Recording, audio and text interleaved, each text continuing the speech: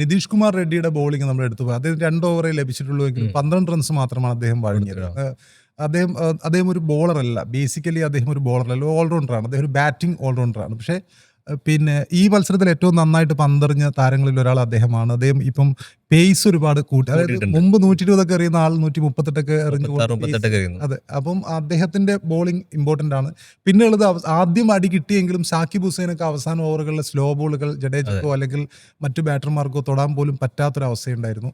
അപ്പം പിന്നീട് ബോളർമാർ അവസാന ഓവറുകളിൽ, അവസാന 6-7 ഓവറുകളിൽ അവർ തിരിച്ചു വന്നിട്ടുണ്ട്. ആ പാറ്റ് കമ്മിൻസിന് ആദ്യം പിന്നെ വൈഭവ് ഉള്ളപ്പോൾ നേരത്തെ ചെയ്യാൻ പറ്റാത്ത സിറ്റുവേഷൻ ആയിരുന്നു. പക്ഷേ ഇന്നത്തെ കളിയിൽ പോസിറ്റീവായിട്ട് തോന്നുന്നത് അവസാനം ബൗണ്ടറികളിലേക്ക് കടക്കാൻ കഴിയാത്ത ഘട്ടത്തിൽ സിംഗിളുകൾ ഡബിൾ ആക്കാൻ ശ്രമിക്കുന്ന ബാറ്റർമാരൊക്കെ, ആ ഒരു സമീപനം എത്രത്തോളം ഗുണകരമായിരുന്നു, നന്നായിരുന്നു. എനിക്ക് തോന്നുന്നത് വേറെ കേസാണ് അതിൽ. അതിൽ ജഡേജനെ പോലുള്ള പ്ലെയർ രാജസ്ഥാൻ ഒരു കോൺട്രിബ്യൂഷൻ ചെയ്തിട്ടില്ല എന്ന് തോന്നുന്നു. അത് ഒരു ബാറ്റിംഗ് ഓൾറൗണ്ടറാണ് അദ്ദേഹം. അദ്ദേഹത്തിന് ഓപ്പോസിറ്റ് നിൽക്കുന്നൊരു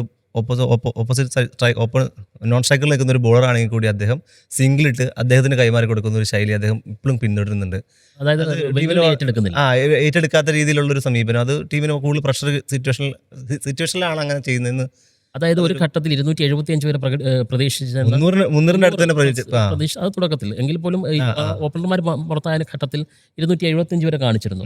അതിനടുത്തെത്താവുന്ന ഒരു സ്കോർ തന്നെ ആയിരുന്നു എങ്കിൽ പോലും അത് സാധ്യമാകുന്നില്ല.